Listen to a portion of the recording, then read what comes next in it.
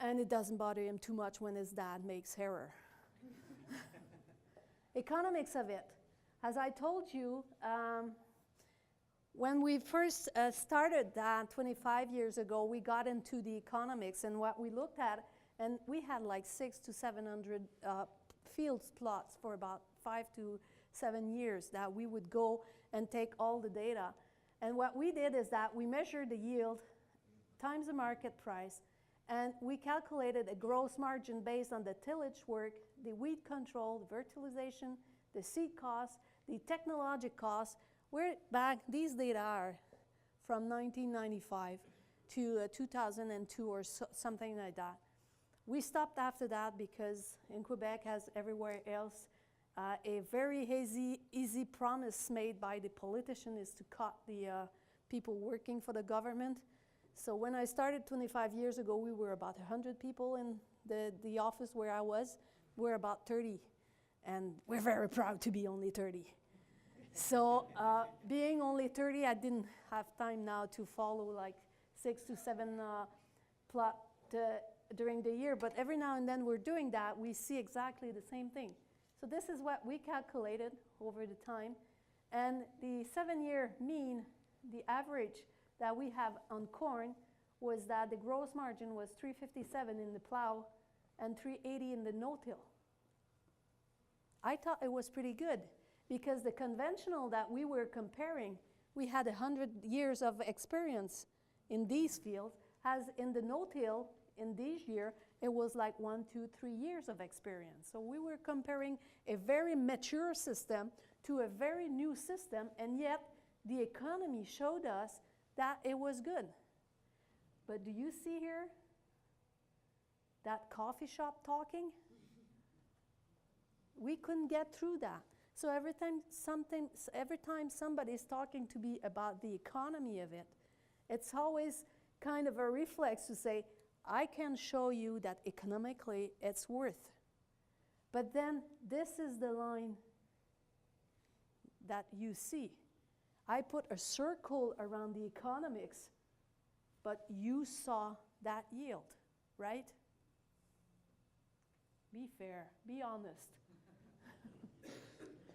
It was even better with the soybean data that we collected. We got an even better average, even better economics in no-till soybean. But yet, we're talking 100 kilograms of soybean per hectare. This is, again, talking a lot more than $50 an hectare. I even suggest to the farmers to give them my account number if it bothers them that much to have $50 an hectare more. We made observation of the number of traffic operation. Of course, in the plowing, 8 times a year you go in the field. In no-till, it can go down to 5. There's a lot of working that we're not doing anymore in the primary and the secondary tillage. And this is mostly the time where the soil is most vulnerable to compaction. So this is the best way to go there. We've looked at numbers for many years. We turn the climate change, the carbon sequestration, we calculate almost everything. And one thing that we really enjoy looking at is we talk with producers and we would ask them how long would a tractor will live under different situation. And plowing, 50% of the area and more, the tractor life was about 17 years compared to the no-till, 26 years. And we didn't find it was a good argument because you like to have a brand new tractors. So I'm showing it to you today, but I promise this is the last time I'm showing these data. Once again, we've got to start from here, and we've got to get there. And once again, for me, these are the most efficient economic data that I can show you. This is where we want to get, and this is what we see wherever we can get to a very efficient no-till system and more and more including cover crops. We have to attach both of them, and we have to know, excuse me, where we are at. And as we know where we are at, we can have a very good strategy to make it improve the most.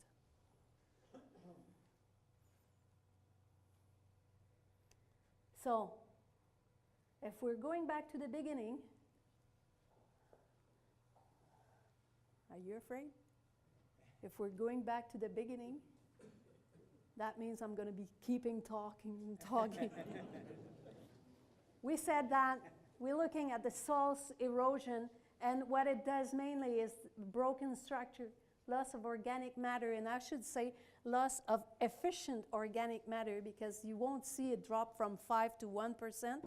You might see 5 to 4, and once you get into very healthy soil, you don't go from 2 to 8, but it's the efficiency, it's the quality of the organic matter that will get to it, the surface compaction, the subsoil compaction that you'll get rid of.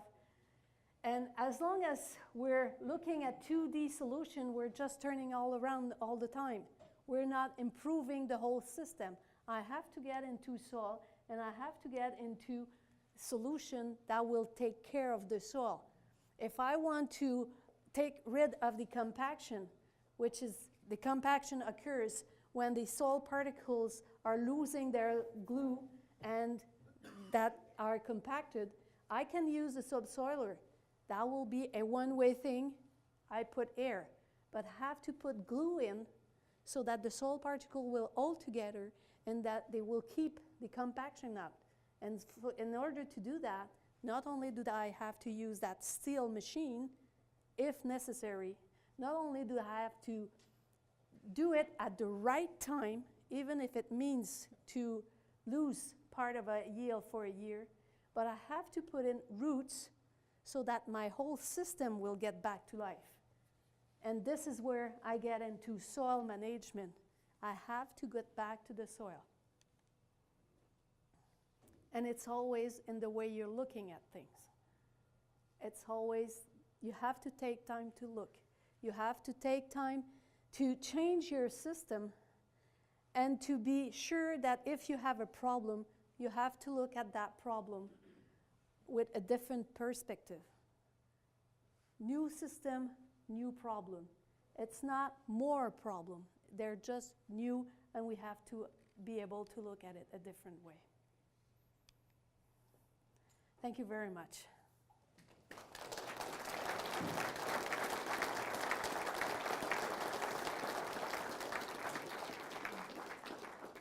Are you up for a couple questions? Are they up? Yeah. Does anybody have any questions? We'll take a few questions. When you there, how many years in to no-till was that? Years of no-till. First year, second year, seventh year? Well, when we started that, the data I showed you, when we started, most of the people that we'd be working with, they were at the first, second, or third year. But 7 years later, they were up to 10 years. So when you that economic, whatever, $50 a head on soybeans. Yeah. Would that be a variety or a No. people in transition, or was it how many years into no-till? Yeah, right there. Right there. So what you see here is that in 1998, this is soybean, corn. 1997, we had like up to 2001, we had up to 600 to 700 fields. And what we would be doing is that we asked the producers to give us their field before planting, because I didn't want to have only the best field in conventional or reduced tillage or no-till. So all the fields that we were looking at, they were identified before planting. So I had good fields and I had bad fields. Well, for instance, that 1997 one, the no-till. Yeah, it's all the same. How many years prior? In 1997, most of the one, they had like mostly, the most one had 3 years. Okay.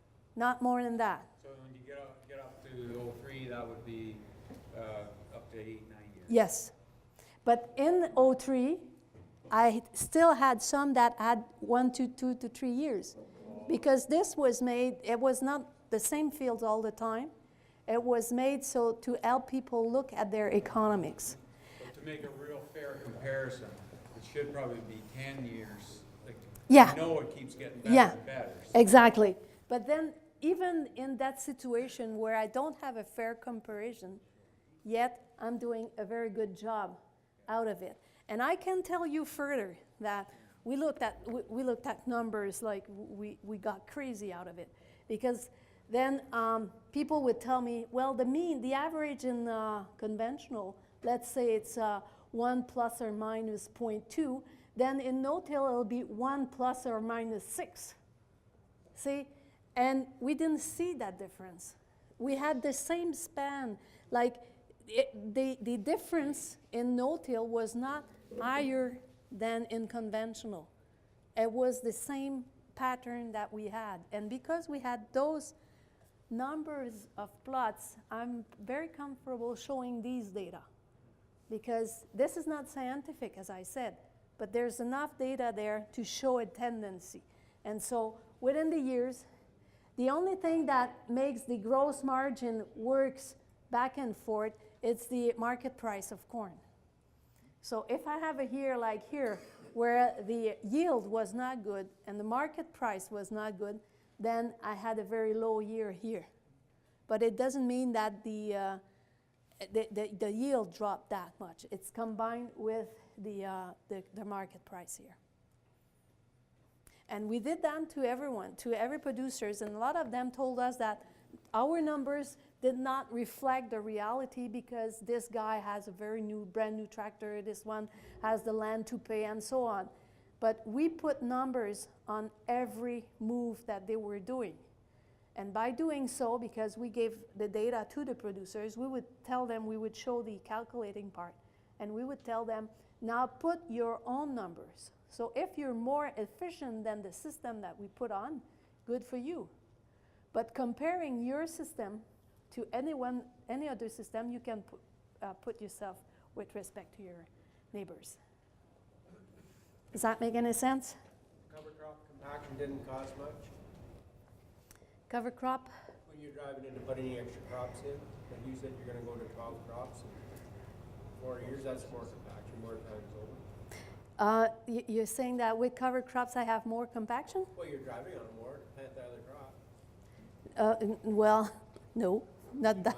You're not driving on there to plant? I'm driving over to plant, but I'm not. I'm always. Time of year, maybe. It's a better time of year to go there, and it's always to put these roots in that will keep up the soil structural stability.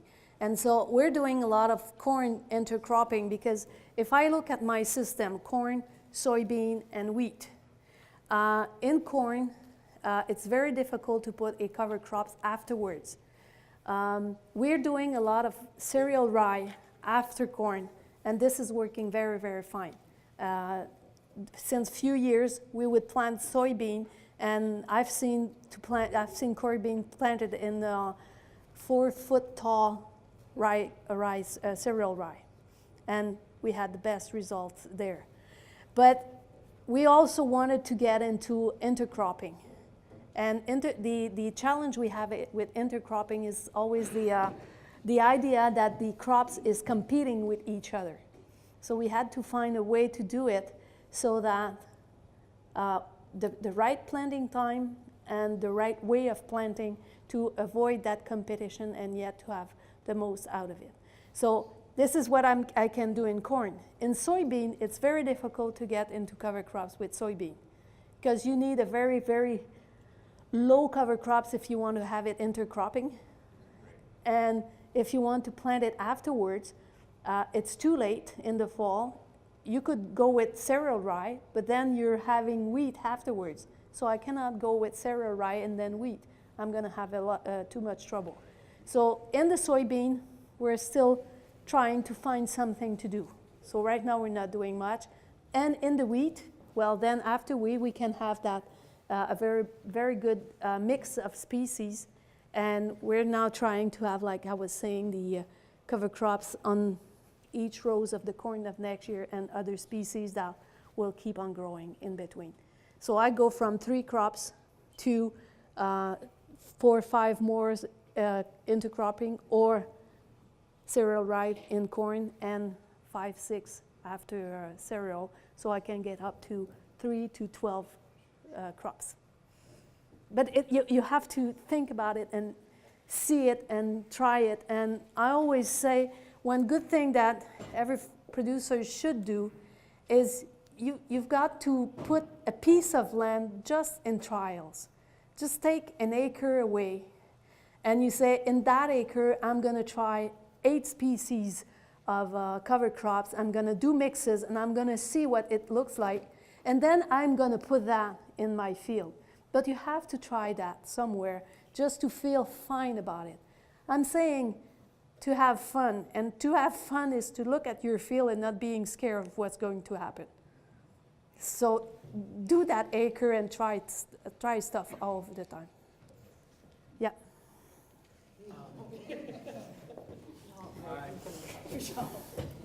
Yeah.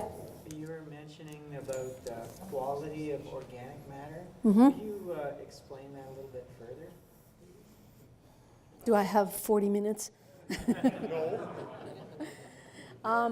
There's 3, when you look at the organic matter, there's 3 ways of producing the final organic matter that is accounted in the 3, 4, 5% that you're looking at your soil analysis. There is, I have to say it in French, the decomposition part of it. When the residue are plowed in, they will not decompose and it will stay in gross organic matter, gross material. This is what happens in black land. Is that the way you say it? They have very, very high level of organic matter. If you put the fire into it, it'll burn forever. So, peat soil. So this is this organic matter. Very, very high level of organic matter, but it's not feeding at all. It's just there and you cannot do anything. Then the other part of it is what I call the chemical decomposition, where the molecule of the residue, the sugar, all the sugars that are decomposed, and they're making a molecule that are getting bigger and bigger and very, very strong. This is a good organic matter, but it's not feeding the crops as well. They're what they call in French the complexe argilo-humique. In clay soil, this organic matter will tie the clay particle all together. And then there's the other part that is depending on the microbes. And this part here, when the organic matter is produced from the effect of the microbes, this part here is readily available to nourish the crops that you have. So more microbes you have in your soil, this part of the organic matter is going to get bigger, stronger, and is going to feed the crops more. And this is the one that works, that will influence the nitrogen efficiency of your soil. So more microbes, more a very better organic matter you have. More microbes, more worms, more roots. Does that make sense? Did I convince at least one person? I met one person, so that means 3 of you.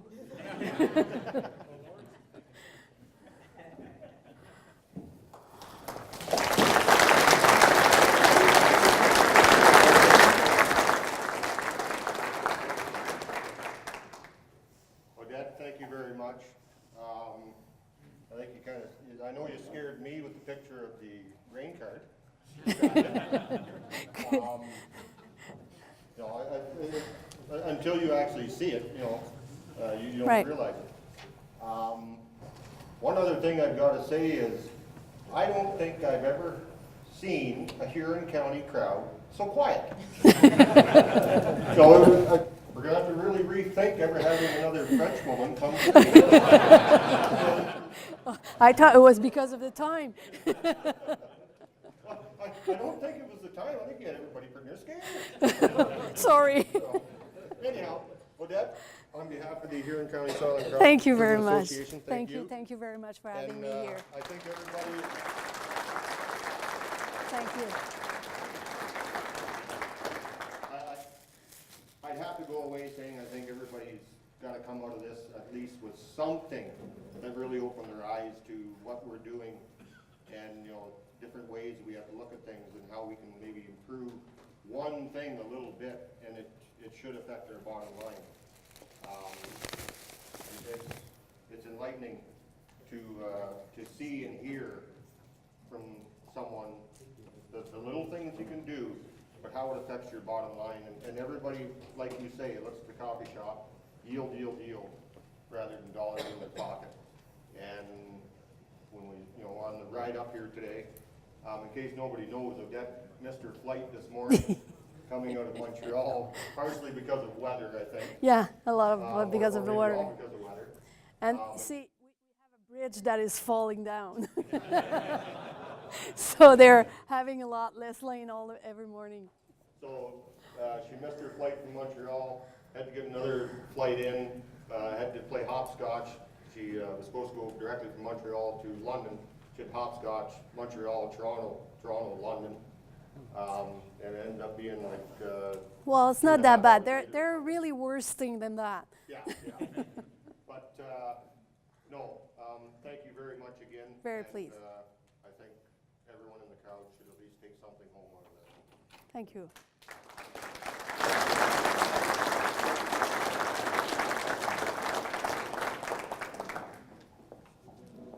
Now, a couple final notes. Can I just mention something? Oh, sure. May I? Yes. Odette, I hope you really enjoy our beautiful Huron County and appreciate the stewardship of the people in this room who are really taking care of it. This is a beautiful book. I hope many of you can find it.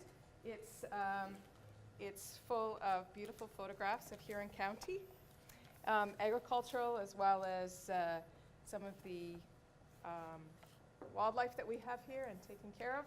And so I hope that you can enjoy something Yes, other than I will. the snow that we currently have. Good. This is what I was going to say. I'm going to check if there's a plow. Wow, that'd be the one to pull out. So we have Odette with us tomorrow as well, and we have a special workshop planned, and if you would like to join us, this is a farmer forum that's going to take place in Clinton starting at 11:30, and it's really an opportunity for you as farmers to have your say in terms of what are you currently doing on your farm in regards to soil and water conservation issues and what you would like to do. So if you would like to join us, would you please see me on your way out, and I'll put you down on the list. I have to give you my name as well. Oh, yes. Okay, few closing things here. Just like to acknowledge all of the sponsors for the Was okay? North Side. Yes, very good. Huron Tractor, Hill and Hill, Hyde Brothers, Syngenta, and UAP, Craig McNeil. Also, I'd like to acknowledge the sponsorship for tonight, Bolton and Son Seeds, Highland Seeds, and Huron Clean Water. The sponsorship we get is very, very much needed, and we appreciate it very much. It helps us try, improve, and do the best job we can with the AGM here. A few more thank yous. Karen Jacobs, Stuart Wright, for the stuff you do from the provincial side. Much appreciated. Horace, well, that Horace was back there. Horace is our OMAP rep for the Huron region, and